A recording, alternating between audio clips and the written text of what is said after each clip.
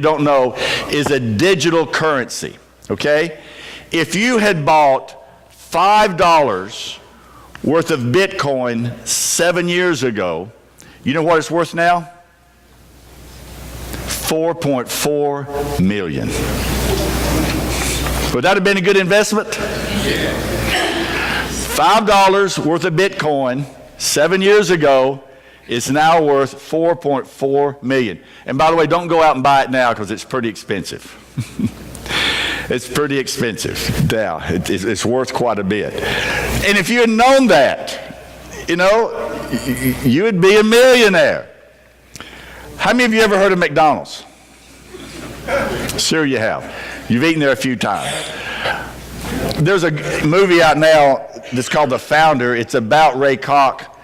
Now, Ray Kroc is known as the owner of McDonald's, but is his name McDonald? No. The McDonald's were two brothers, Richard and Maurice McDonald. They came up with the restaurant McDonald's. They came up with the way to make hamburgers fast. They came up with, you know, the fries and the milk. They came up with all the ideas, the equipment, the technique, everything about McDonald's where you get your food fast, you get it cheap, you get it quick, it's good. The McDonald's brothers came up with all of these ideas. So why are they not here instead of Ray Kroc? Because their idea was one little restaurant, one place. Ray Kroc saw the future and says, there's something more to this. I'm going to take it nationally. And because he saw the future in McDonald's and what they were doing, he is now the founder of McDonald's, a billionaire, and not them. You know, there are some people who have the ability to kind of foresee what's coming around the corner. To see what's coming. And when I hear about things like Bitcoin and other things that happened, I thought, man, I missed it if I'd only got that. But you know what? There are things happening right now that's going to be the Bitcoin of 10 years from now, right?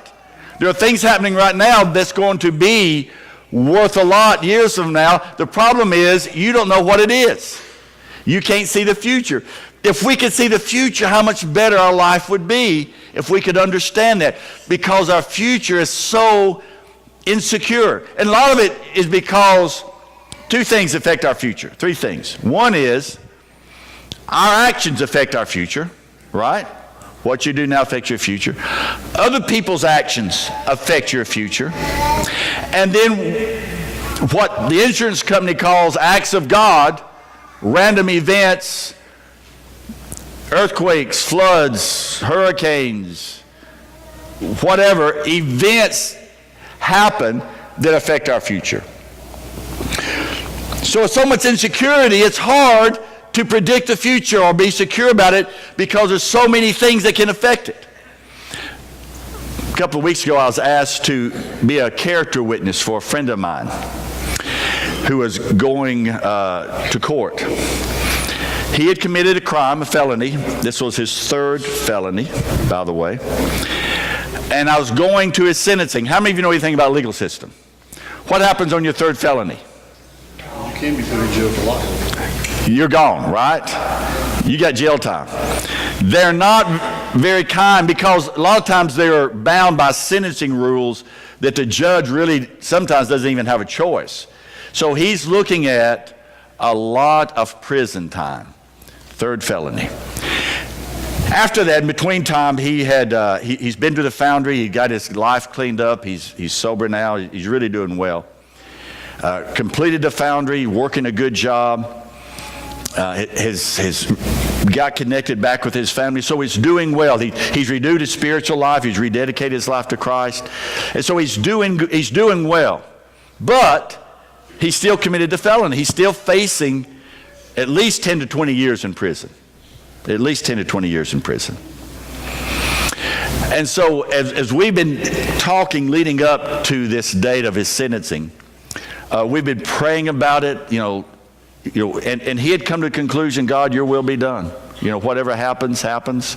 You know, if I serve you in prison, I serve you out of prison, I'm fine because I trust you.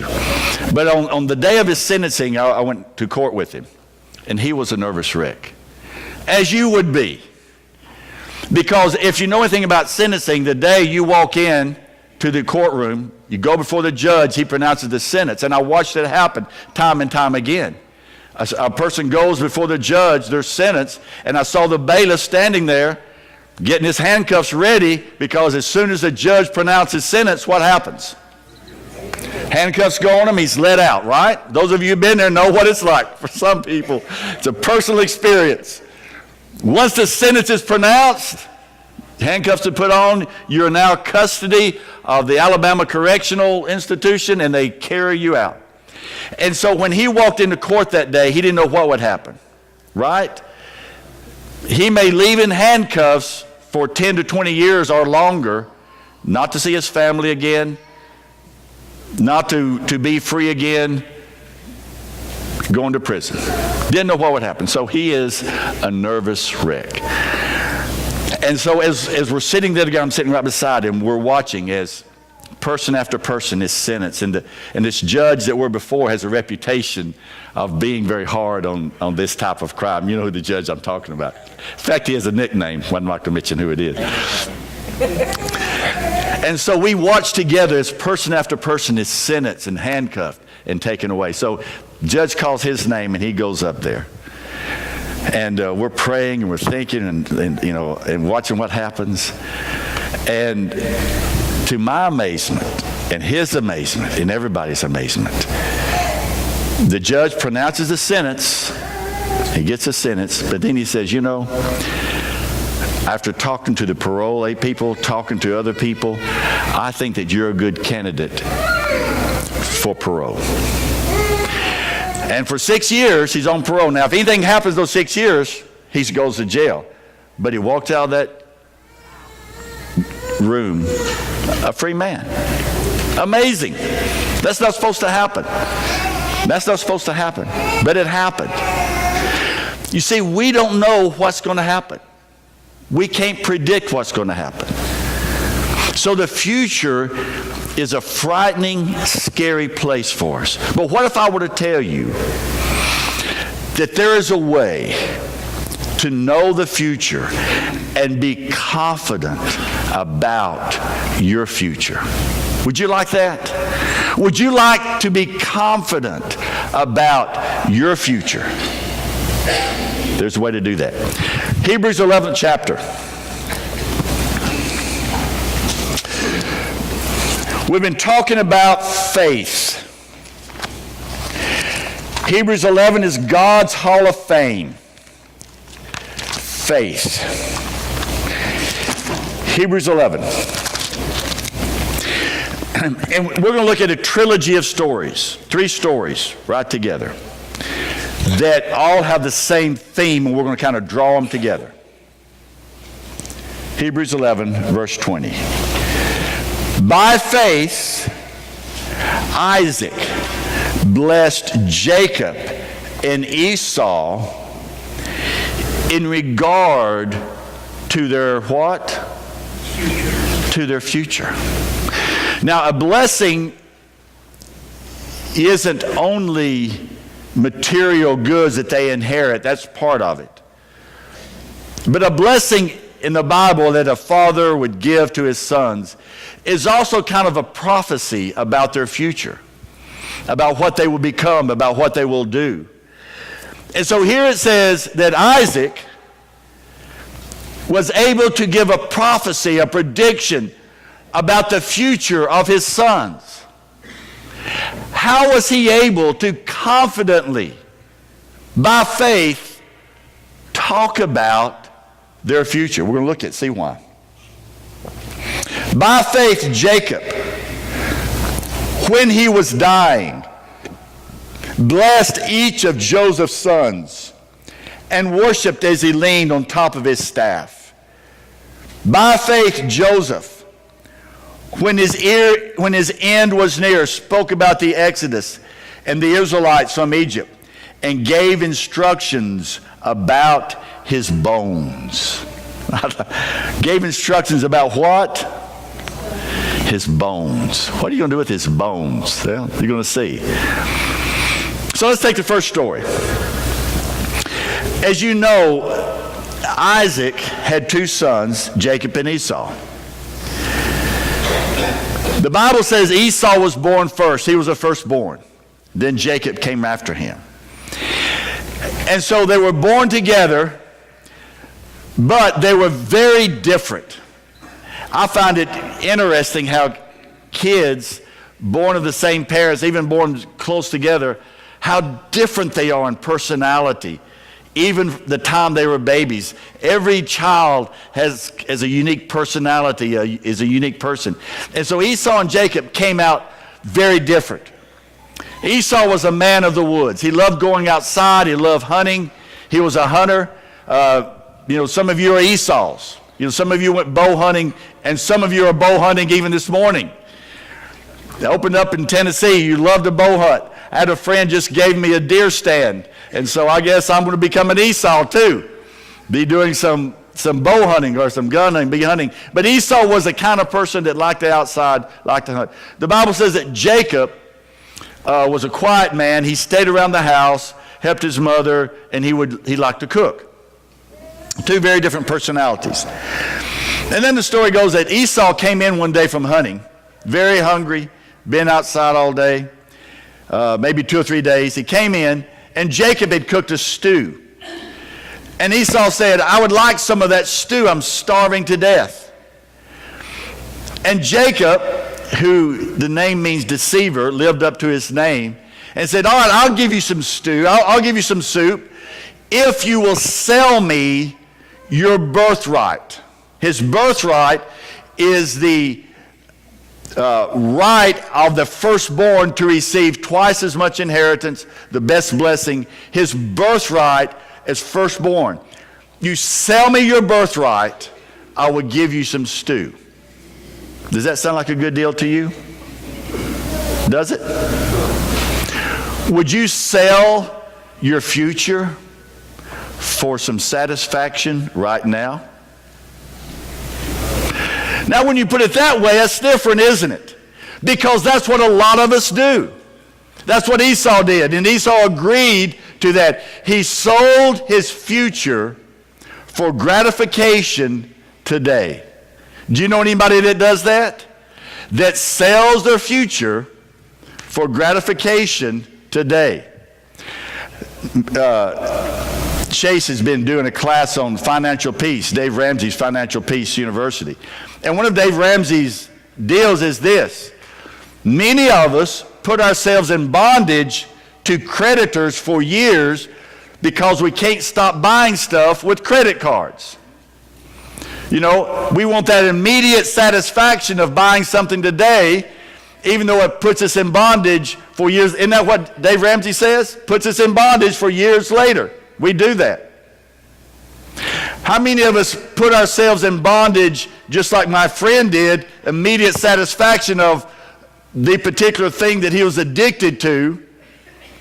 He sold his future for this present enjoyment, this present thing that he wanted. Sold his future for it.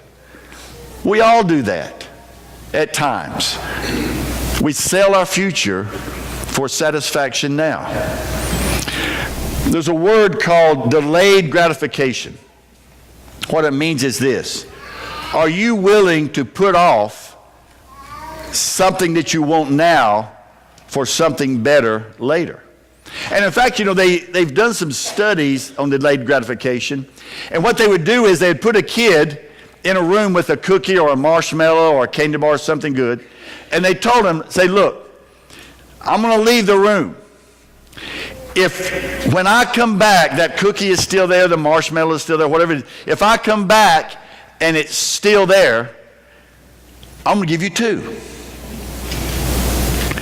If it's not, you don't get any more. And then the adult would leave and they would film these kids, and it's so funny to watch them.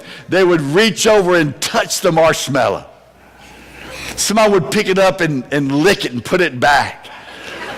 They couldn't stand it. There's this marshmallow, this cookie, whatever it is, right in front of them, and they're trying so hard to control their appetite and not just gobble it up.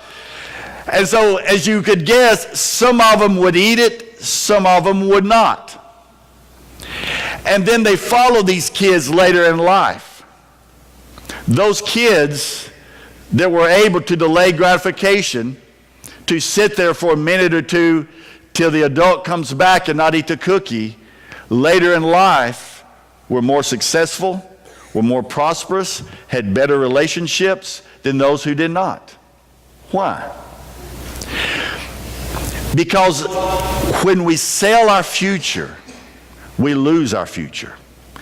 When we sell our future for something that we want right now that we just have to have, and we sell our future, then we lose our future. And that's not just a principle of character, that is a biblical principle. What does the Bible say? Jesus says, if your hand or your eye causes you to stumble, what does that mean? If there's something in your life that is causing you to do something wrong, causing you to sin, what do? Cut it off. Why? That seems like an extreme measure, and it is. You know, it's a hyperbole, it's an exaggeration, but it has a point. What's the point of it?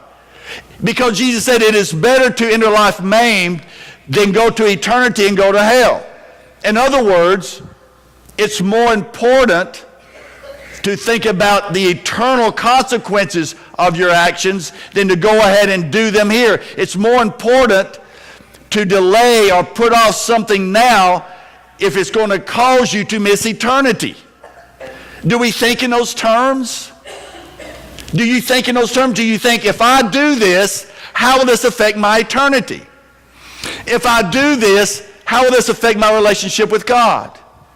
If I do this, what is going to be the eternal consequences of this action? Because I believe that if we thought about that, if we considered that, that would change a lot of our behavior, wouldn't it? If we thought about what consequences this is going to have in the future, rather than thinking about the immediate gratification of whatever it is. Because honestly, there are a lot of things that we do now that are fun, that are pleasing, that satisfy our appetites, that are not good for our future. Right? There are a lot of things you can do right now that would be fun, that would be enjoyable, that would bring you pleasure, that would ruin your future. And your ability to think about, to plan for your future, for eternity, in exchange for immediate gratification, shows maturity in your spiritual life. In order to think of the consequences of that. You know, Jesus tells a parable about the rich farmer. You know this parable. The Bible says this man had a lot of land. He was a rich farmer. His crops did well. And so what did he do? He built bigger barns, right? Remember that? He built bigger barns. Why? To hold all the stuff that he had accumulated. Hold all the crop. Banner year. Hold all the crop. So he built bigger barns. Then he said to himself, take life easy. Eat, drink, and be merry. Got it made. Plenty of stuff. And then the Bible says, God says, this very night, your life is required of you. Now who is going to get what you've laid up? And he said, so it is with everyone who makes plans for their life but doesn't make plans for their eternity. In other words, not planning for eternity, not planning for life, not planning for your future causes you to miss your future. You see, our spiritual life, spirituality, the Bible compares it to the agricultural process of planting and reaping. And this is a very important principle, guys, so listen. Do not be deceived. God cannot be mocked. A person what? Reaps what they what? Sow. If you sow to the flesh,